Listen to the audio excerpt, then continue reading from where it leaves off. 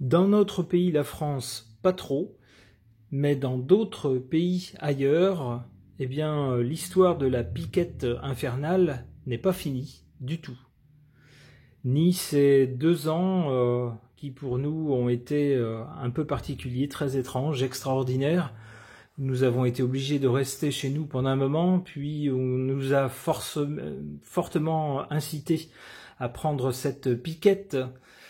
Tout cela semble maintenant derrière nous. Eh bien, pour certains pays, pas du tout. Dans certains pays, des informations remontent à la surface, et des informations qui ne sentent pas bon du tout. Par rapport à la piquette infernale, on ressort des courbes de mortalité qui s'emballent et qui suivent plutôt justement la piquette et pas trop la maladie. Donc on voit que tout cela prend un drôle de tour.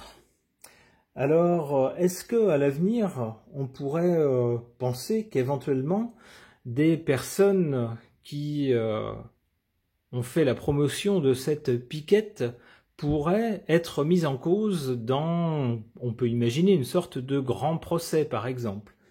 Alors peut-être que je me fais des films de science-fiction, mais j'aimerais quand même poser la question aux cartes. On va voir ce qu'elles vont nous dire. J'interroge le tarot de Marseille.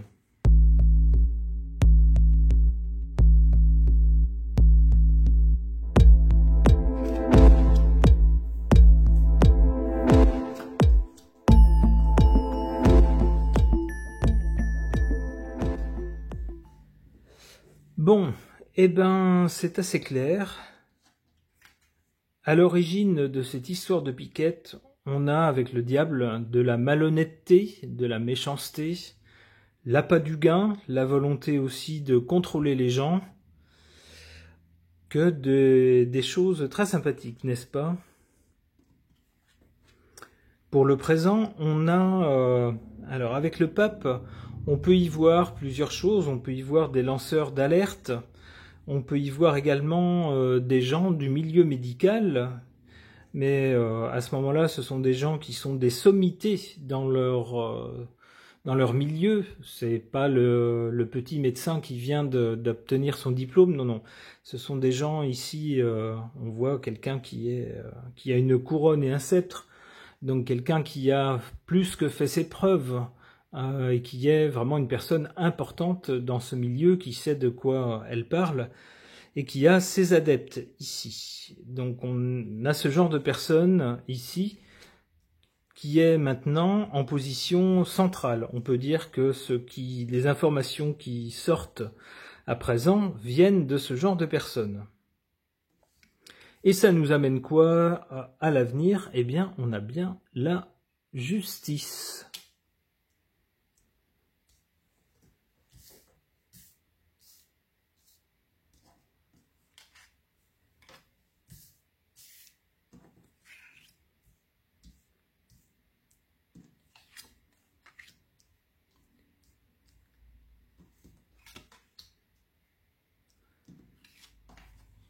En défaveur de ce genre de personnage, on voit ici le personnage central, donc pour moi ça représente les médecins ou les spécialistes, appelez-les comme vous voulez selon leur spécialité médicale, mais des gens qui savent de quoi ils parlent, qui sont éminents dans leur spécialité. Eh bien, contre eux, il y a le fait qu'ils sont isolés et que ça fait déjà un moment qu'ils tentent d'alerter, qu'ils tentent d'attirer l'attention sur certains faits, mais ils sont bien seuls, ils sont bien isolés. En leur faveur, en revanche, on a ici la roue de fortune, c'est-à-dire une situation qui est en train de changer. Les gens qui étaient au sommet vont choir de leur sommet, vont d'abord être attaqués et puis finalement déchoir. C'est ce que suggère en tout cas cette carte. Et alors avec cette carte dans cette position, alors c'est à notre bénéfice, à nous, au bénéfice des citoyens.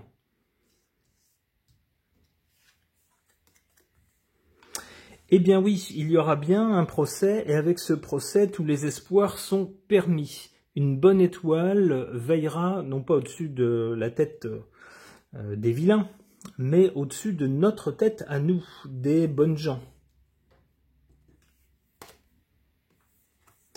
Nous aurons la force de notre côté. S'il y a un bras de fer avec ces vilains qui se sont crus tout permis et au-dessus de tout, au-dessus du pouvoir populaire, au-dessus des lois ou autre chose, eh bien, ils peuvent toujours engager un bras de fer avec nous. Ils ne gagneront pas. Nous avons la force de notre côté. Ouais, et s'il y a procès, on le voit ici, ben ça sera d'ampleur nationale. Hein. Avec la Lune, ça sera tout le pays. Allez, une dernière. Alors, malgré tout, avec la papesse, alors soit des secrets seront dévoilés. Pour le savoir, je vais tirer une carte supplémentaire. Si je tire le soleil, ça sera des secrets qui seront mis en plein jour. Mais à ce stade-là, si je m'arrêtais là, je dirais qu'il y a quand même des choses qu'on ne saura jamais. Avec la papesse sait mais ne dit rien. Elle garde les secrets, les informations dans son livre, qu'elle tient entre ses seules mains et qu'elle ouvre ou elle ferme pour les lire, mais qu'elle ne dit à personne. Allez, donc une carte complémentaire, si on a le soleil. Non, on a la maison Dieu. Alors, si les secrets, tous les secrets ne seront pas révélés, en tout cas, on aura une chute des puissants. Ok. Concernant un éventuel procès pour la piquette infernale dans l'avenir, alors c'est un scénario que je me suis fait dans ma tête, mais qui est peut-être totalement sans fondement, j'interroge néanmoins l'oracle des visions de Ciro Marchetti.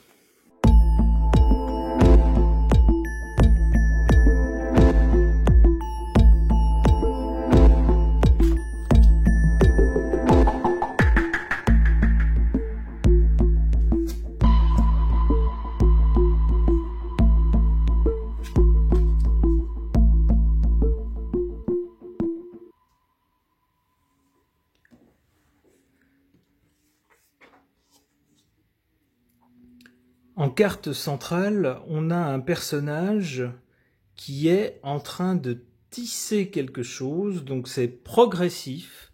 Au début, on ne voit pas le résultat final. Hein, on voit la personne qui utilise différentes ficelles, si j'ose dire, différents fils, pour aboutir à créer quelque chose, et ce quelque chose, c'est un arc-en-ciel. Alors un arc-en-ciel, c'est quelque chose de joli, quand on voit ça dans le ciel, ça annonce le retour du soleil après la pluie, le beau temps après le mauvais temps.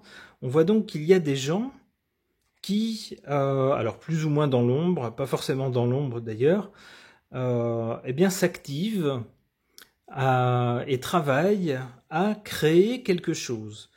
Et c'est la conjonction, on va dire, de plusieurs choses, de plusieurs actions concomitantes qui vont aboutir à quelque chose de bien, de bénéfique, pour nous en tout cas. À l'origine, alors je rappelle que le tirage est au sujet de la piquette infernale. À l'origine, on voit cette carte avec un paysage bien sombre, avec un personnage qui est tout nu, donc sans protection, hein, qui n'est protégé de rien, mais qui semble, comment dire, qui est entouré en tout cas de signes blancs qui sont un symbole de pureté, de majesté, et qui est exposé sans armes, qui ne semble pas avoir d'intention méchante. Pour moi, c'est un peu le symbole de l'innocence de personnes innocentes qui ont toujours cru qu'on ne leur voulait pas de mal, mais au contraire que du bien. Et ces gens ont évolué dans alors j'y vois bien sûr nos concitoyens qui ont évolué dans un contexte très sombre pendant ces dernières années, avec ces histoires de piquettes. On voit donc que maintenant, alors le personnage a un air beaucoup moins innocent, on dirait même qu'il est un peu en colère et qu'il a l'air en tout cas beaucoup plus déterminé. Déterminé à faire quoi? Eh bien à tisser quelque chose.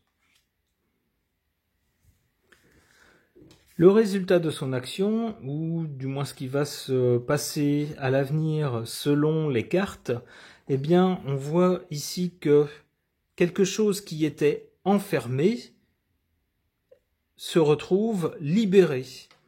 Alors on peut y voir certaines informations qui jusqu'à présent n'ont pas été autorisées, on va dire, à la divulgation par les grands médias,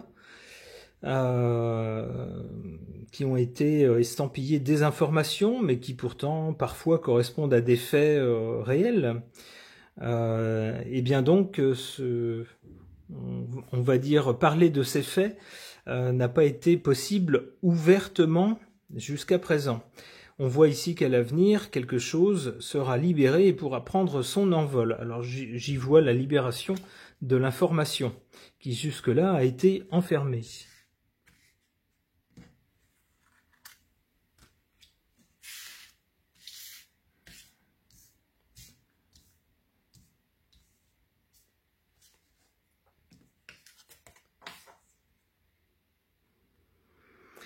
Ici, en position faible, on voit une femme qui vit de toute évidence en harmonie avec la nature.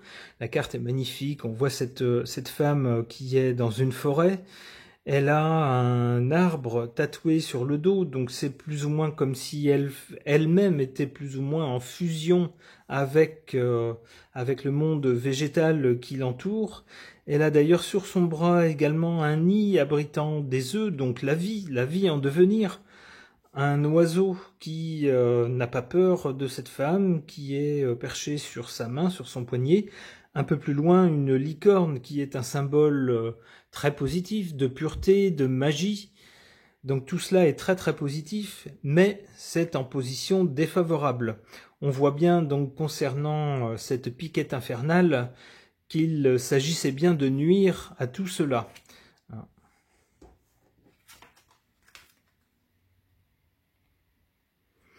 En position favorable, on voit une femme qui semble rêver. Elle ferme les yeux, on le voit. Elle est coiffée d'une coiffe un peu fantastique, qui elle aussi fait penser à des choses un peu imaginaires, un peu fantastiques. On voit donc quelqu'un qui ne se résigne pas à se confronter à un réel parfois désespérant, à de mauvaises nouvelles, mais qui ne perd pas espoir, qui rêve à quoi? Eh bien avec la colombe, à une libération, à la paix, à quelque chose de meilleur, à un monde meilleur. Cette carte est en position forte. On nous dit il ne faut pas lâcher, ne perdez pas espoir. Continuez, si pour l'instant les choses ne sont pas encore matérialisées, continuez à les matérialiser, vous, dans votre tête. Continuez à penser que ça peut arriver, que ça doit arriver. Pensez-y tout le temps. Et si nous sommes suffisamment nombreux à matérialiser ça déjà dans notre tête, c'est un premier pas avant que ça se matérialise dans le concret.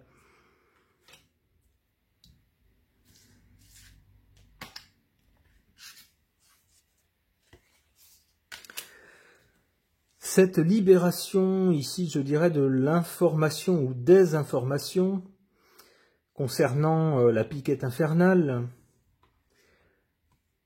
on nous dit avec cette carte que ça va prendre du temps.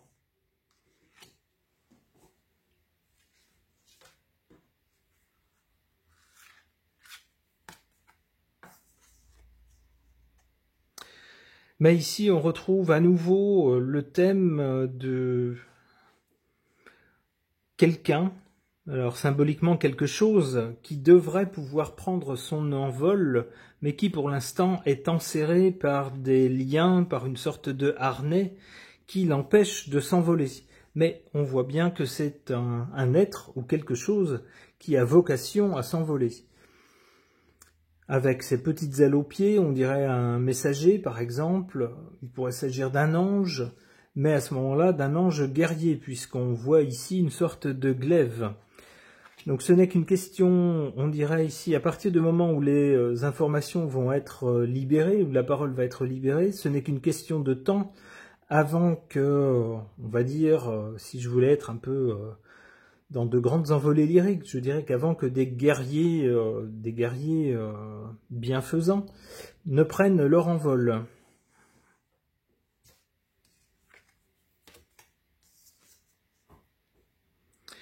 Et ici, eh bien, on a tous les gens. On voit, il y a toutes sortes de gens qui sont liés à quelque chose de central qui, comme par hasard, se termine par une grande pique. Ça ne vous rappelle rien? Moi, ça me rappelle quelque chose. Donc on voit toutes sortes de gens. On voit ici un homme au crâne rasé, on voit une femme ici, un homme plus chevelu ici.